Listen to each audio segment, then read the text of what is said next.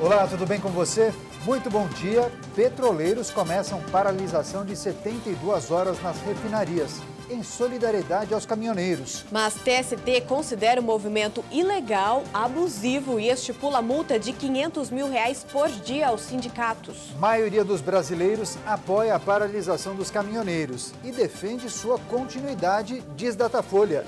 STF condena o primeiro político em uma ação da Operação Lava Jato. Nelson Meurer pegou quase 14 anos de prisão. Flagrante de atentado.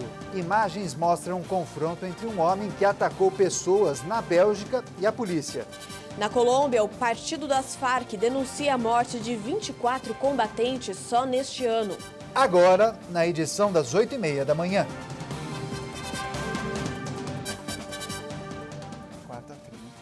Olá, muito bom dia. Hoje é quarta-feira, dia 30 de maio de 2018. Vamos girar as manchetes dos sites dos principais jornais do país, começando pelo O Globo. Greve causa prejuízo bilionário e vai retardar a retomada da economia. A reportagem explica que praticamente todas as unidades de produção e 235 mil trabalhadores estão parados. 70 milhões de frangos morreram e 1 bilhão de aves e 20 milhões de suínos ainda correm risco de morrer, Carol. Na Folha de São Paulo, o resultado de uma pesquisa de opinião sobre a greve. 87% apoiam a paralisação, mas rejeitam pagar a conta. A conclusão é da pesquisa telefônica feita pelo Datafolha com 1.500 pessoas. O apoio aos caminhoneiros é homogêneo, levando em conta as regiões do país, baixando um pouco entre os mais ricos e os mais velhos. Girando os destaques, agora tem o Jornal do Brasil. Tribunal Superior Eleitoral rejeita consulta sobre candidatura de réus. O TSE decidiu não responder a uma consulta feita para que fosse esclarecido se um cidadão que se tornou réu em uma ação penal pode ser candidato à presidência da República nas eleições de outubro. Encerrando agora com o portal G1, Polícia Federal faz buscas em gabinetes de Paulinho da Força, Jovair Arantes e Wilson Filho. A gente vai trazer esse assunto em detalhes daqui a pouco. E tem outro destaque sobre a entrevista que o presidente Michel Temer concedeu à TV Brasil. Temer afirmou que pode reexaminar a política de preços da Petrobras. 8h36. Se não bastasse os problemas envolvendo a greve dos caminhoneiros, hoje o dia começa com mais uma categoria parada. Os petroleiros anunciaram uma paralisação de 72 horas nas refinarias, em solidariedade aos caminhoneiros. Segundo a Federação Única dos Petroleiros, os funcionários cruzaram os braços em refinarias de São Paulo, Minas Gerais, Paraná, Rio Grande do Sul, Amazonas e Pernambuco. A greve da categoria começou na madrugada desta quarta-feira. Mas antes mesmo disso, o Tribunal Superior do Trabalho já considerou o movimento ilegal, abusivo e estipulou multa de R$500 mil por dia aos sindicatos. Apesar da ameaça e desafiando uma ordem judicial, funcionários de diversas refinarias e terminais da empresa de 6 estados mantiveram a greve e não entraram para trabalhar. A paralisação das atividades por 72 horas é contra a política de preços de derivados da Petrobras em solidariedade ao movimento dos caminhoneiros e para pedir a destituição de Pedro Parente do comando da estatal. As refinarias não se manifestaram sobre a paralisação das atividades em suas unidades. As ações da Petrobras tiveram forte alta na Bovespa, recuperando parte do terreno perdido na segunda-feira, quando despencaram 14% diante das concessões feitas pelo governo federal aos caminhoneiros em greve. As ações preferenciais Petrobras fecharam em forte alta de 14,13% nesta terça-feira. As ordinárias saltaram 12,38%. Mesmo com esses ganhos, as ações da Petrobras ainda registram perdas de quase 20% desde o início da semana passada, quando começou o movimento de caminhoneiros contra a sua política de preços. Segundo analistas, a recuperação desta terça-feira se deve a diversos fatores, de uma correção técnica com compras oportunistas a uma certa tranquilidade dos investidores diante das garantias de que o governo compensará as perdas que os cortes de preços acordados com os grevistas poderão gerar à Petrobras. Os investidores não parecem levar muito em conta a greve de 72 horas convocada por trabalhadores do setor do petróleo a partir desta quarta-feira. E a greve dos caminhoneiros entra no 10º dia hoje. Apesar de estar enfraquecida, os protestos seguem em ao menos 9 estados.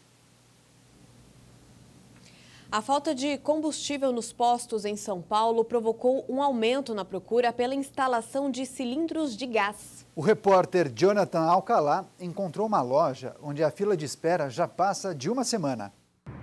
O Bruno trabalha como motorista de aplicativo há mais de 3 anos.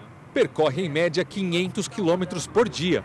O combustível, gás natural, o famoso GNV. Com a gasolina, em média, eu gastava aí uns R$ 2.500, R$ 2.900 por mês. Agora eu gasto em torno de uns R$ 900 rodando a mesma coisa. Quem depende do diesel, da gasolina ou do etanol, encontrou postos com as bombas vazias. E aqueles que receberam carregamento tinham filas de dobrar o quarteirão. As filas no posto tá bem grande, como vocês têm visto na televisão. Eu chego, eu não gasto 5 minutos. Abasteço, não está faltando. Todos os postos que trabalham com GNV continuam. Graças a Deus os preços não subiram. Eu fiquei com medo, até achei que fosse subir. Mas não estou tendo problema nenhum. Com a falta de combustíveis nos postos, o Bruno comemora. O fluxo de corrida aumentou muito. A quantidade de carro eu tenho percebido que tem pouco, pela distância que eu tenho ido buscar os passageiros. Aumentou muito, eu estou indo buscar passageiro aí cerca de 7, 8 quilômetros de distância de mim. O que significa que tem pouco carro rodando. Ah, sim, com certeza. Assim como o Bruno, a procura pela instalação de cilindros de GNV aumentou em São Paulo na última semana. Nessa loja, a fila de espera passa de uma semana. Aumentou bastante a procura, média de 500%. A lista de espera hoje é de quantos dias?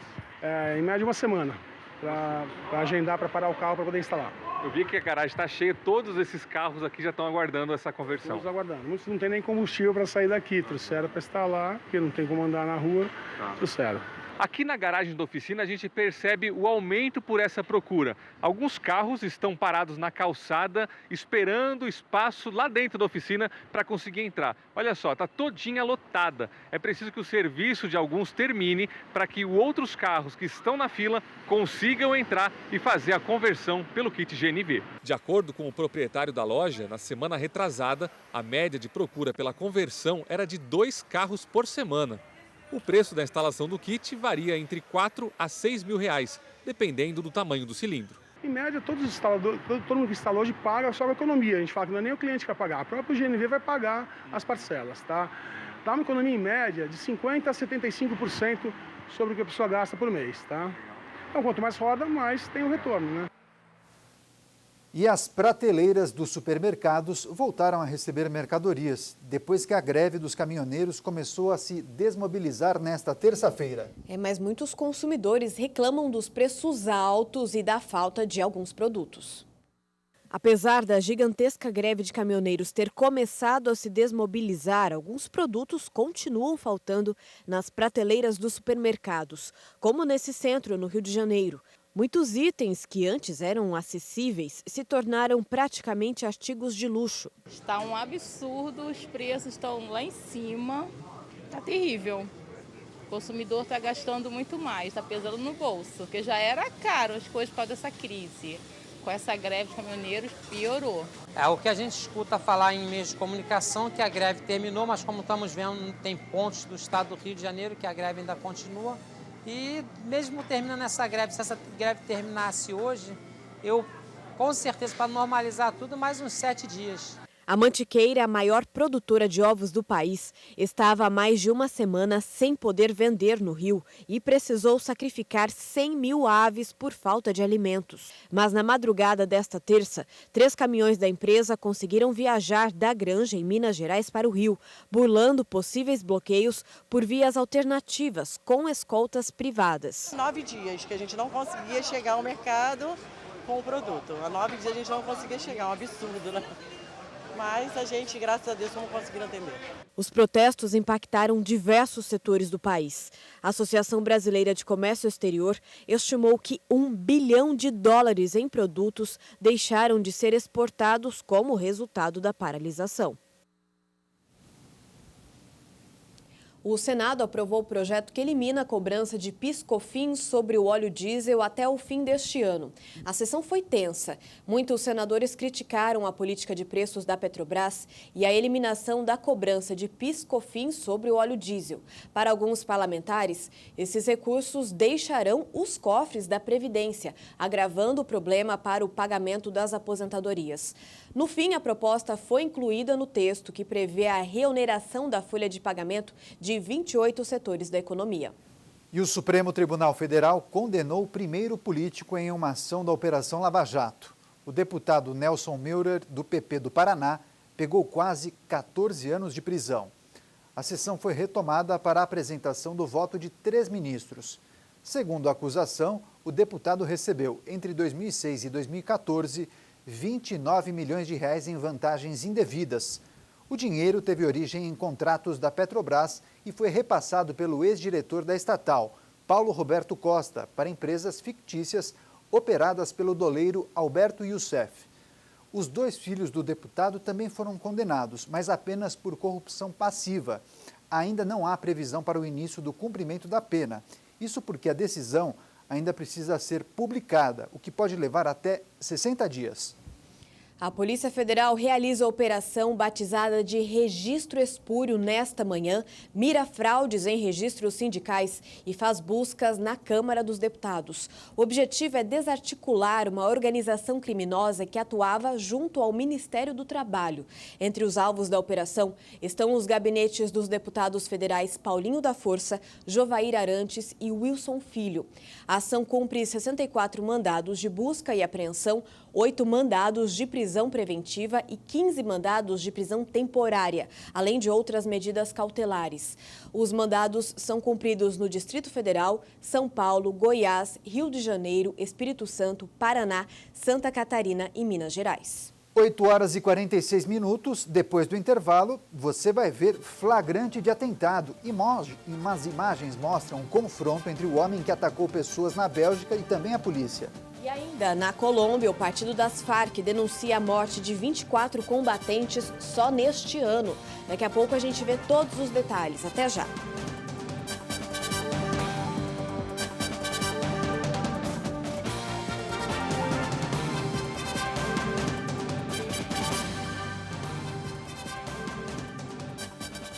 Oito 8h49, hora de Brasília, estamos de volta. Com a paralisação dos caminhoneiros, alguns serviços de saúde foram comprometidos. A situação não está fácil porque os estoques de sangue estão em níveis críticos e pacientes renais podem ficar sem tratamento.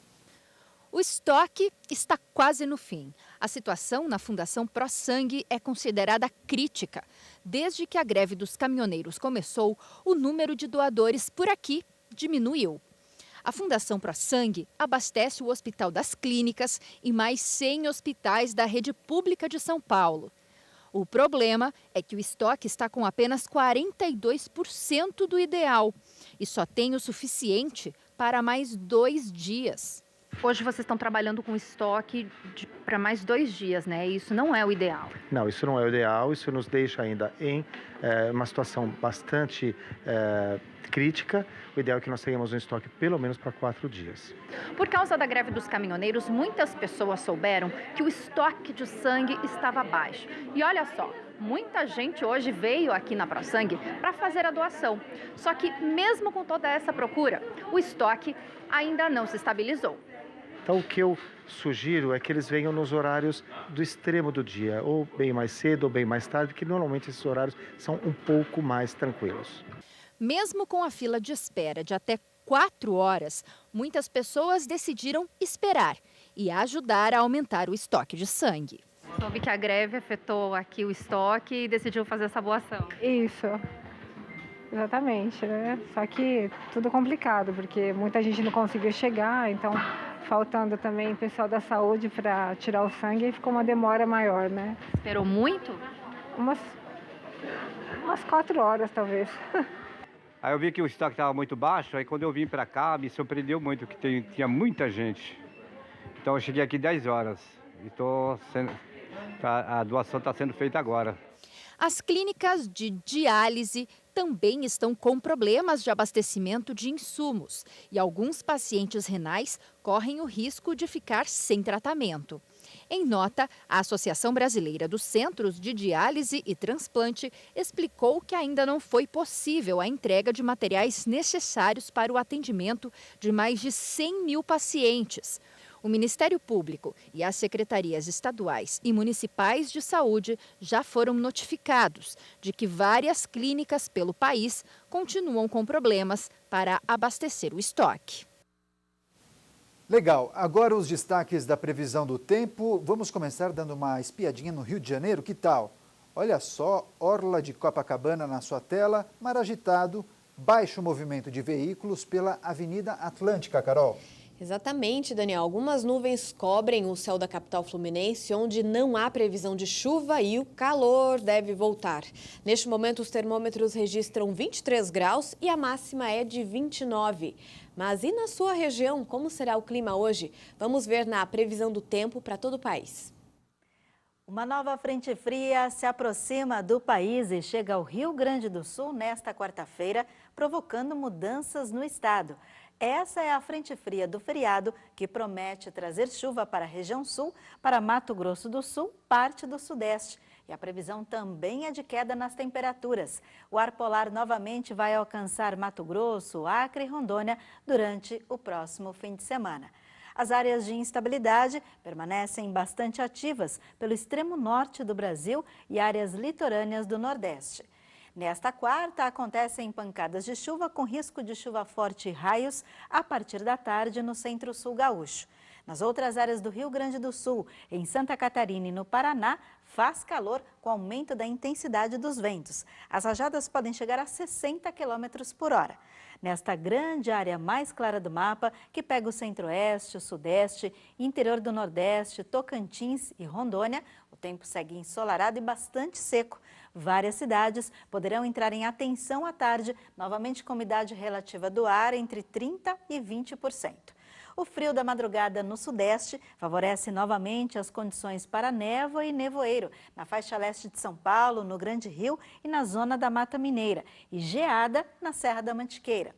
Chove de forma rápida pelo litoral, desde o litoral norte do Rio até Natal, mas Salvador e Aracaju ficam com tempo instável e a chuva pode ser moderada.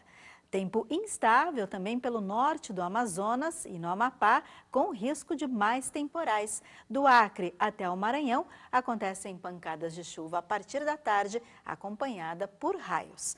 A mínima prevista é de 13 graus em Brasília e também em Porto Alegre. São Paulo terá máxima de 24 graus, máxima de 29 no Rio e 34 graus em Teresina.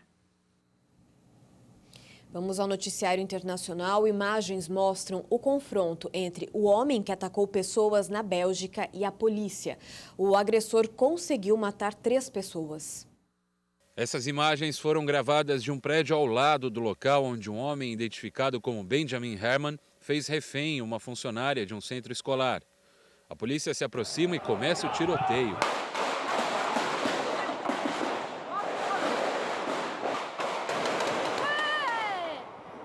O agressor foi morto a tiros pela polícia. O ataque ocorreu por volta das 10h30 da manhã no Boulevard Avois, uma das principais vias da cidade. Antes de sequestrar a funcionária, o homem atacou 2 policiais a facadas e as matou. Ele também atirou contra um homem de 22 anos que estava em um carro. De acordo com a justiça belga, o ataque se assemelha a um ato terrorista. Destaque da América Latina, o presidente da Venezuela, Nicolás Maduro, anunciou ontem o adiamento da entrada em circulação de suas novas cédulas e moedas, que terão 3 zeros a menos, como uma medida para enfrentar a hiperinflação do país. A Venezuela adiou a entrada em circulação de suas novas cédulas. Um novo período de 60 dias. Um novo período de 60 dias e nos propomos como meta fazer todos os eventos, os testes, as coordenações e buscar essa reconversão monetária que a Venezuela precisa tanto. É grande a necessidade que temos de dar esse passo. Em uma reunião com o presidente, a Associação Bancária da Venezuela havia solicitado um adiamento da reconversão monetária de 90 dias. por não ter condições de realizar a implementação na segunda-feira, como estava planejado. Maduro também aceitou uma proposta para que a nova moeda circule por um tempo junto com a atual, lançada no final de 2016. Compartilho o plano anti-estresse da convivência das duas moedas por um período a ser determinado. Segundo o Fundo Monetário Internacional, a inflação na Venezuela vai alcançar 13.800% em 2018. Na Colômbia, o Partido das Farc denunciou a morte de 24 combatentes só neste ano. Somente na última semana, 3 ex-guerrilheiros que estavam em processo de reintegração social e econômica no sudoeste da Colômbia foram assassinados. Eles morreram entre 22 e 26 de maio em regiões pobres do Vale do Cauca e Cauca, segundo um documento. Com estas mortes, chega a 24 o número de assassinatos de ex-combatentes até agora. A informação foi dada pela Força Revolucionária Alternativa do Comum. Desde que foi assinado o acordo que levou ao desarmamento de 7.000 rebeldes, 40 militantes do novo partido foram mortos, de acordo com um relatório fornecido na semana passada ao presidente Juan Manuel Santos. Agora vamos falar de futebol. Ontem rolaram alguns amistosos preparativos das seleções envolvidas na Copa do Mundo. De olho na Argentina, pelo diário Olé. Traga a Copa, Léo. Na despedida da seleção de seu país, muita gente, muita festa na Bombonera, em Buenos Aires. 4-0 sobre o Haiti, com direito a 3 gols de Lionel Messi e mais um de Agüero. Será que os hermanos voltam da Rússia com o tricampeonato? A gente espera que não. É verdade. Ainda ontem, outro vizinho nosso que esteve em campo foi o Peru. Na publicação do Todo Esporte, a fé move montanhas. Esse que aparece na capa do site é o técnico da seleção peruana, o argentino Ricardo Gareca, que a torcida do Palmeiras conhece muito bem. Na despedida da seleção em Lima, vitória por 2-0 sobre a Escócia e muita esperança nesses representantes do país que voltam a uma Copa após 36 anos e sem Paulo Guerreiro, suspenso por doping. Gols de Christian Cueva, do São Paulo, e do veterano Jefferson Farfán, de 33 anos, que atua no futebol russo. Tanto o Peru quanto a Argentina terão mais amistosos que preparação, mas já em continente europeu. E na agenda do dia, vários jogos, só que pelo Campeonato Brasileiro. Às 7h30 da noite, no horário de Brasília, tem Vitória Internacional, Vasco e Paraná, e Sport e Atlético Mineiro. Às 9 da noite, São Paulo e Botafogo e Chapecoense e Ceará. Às 9h45, Cruzeiro e Palmeiras e Grêmio e Fluminense. E também dia importante para saber como vai a economia do país. Agora de manhã vai ter a divulgação dos números oficiais do PIB, o Produto Interno Bruto do primeiro trimestre. A gente também vai ter acesso ao desempenho das contas da União, dos estados e municípios. E o Tesouro Nacional informa como ficou a dívida pública em abril. Ponto final nessa edição. Nós agradecemos demais a sua companhia e audiência. A gente volta na edição de 1 da tarde. Um ótimo dia para você e até lá.